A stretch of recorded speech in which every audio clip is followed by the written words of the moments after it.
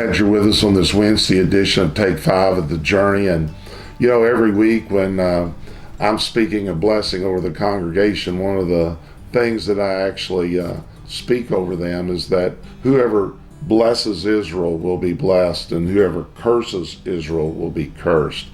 And I think it's very important right now to understand. Also, the Bible instructs us to pray for the peace of Jerusalem. There is a natural Israel that's a country, and then there is the spiritual Israel, which is us. And there's so many parallels. As you watch what happens to Israel, you can also see what happens to the spiritual Israel. There's a lot of parallels there. Example, I don't have time to go through all of them, but Israel is a country about the size of New Jersey. It has 6 million people. It became a nation in 1948, again became a nation in 1948. It was a barren desert that grew nothing. There was absolutely nothing there. So those Jews began to return to that land that God gave to them. And now they're surrounded by 175 million people that actually hate them. It's really wild that they're so protected. It's like they are so unbelievably protected by God. It's crazy. How could a small little tiny nation of 6 million people be so protected? Because the hand of God is upon them. It is the natural Israel, and God protects them.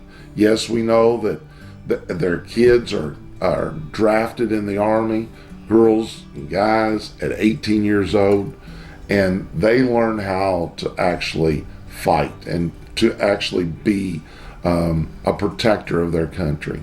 But I want you also to understand this today.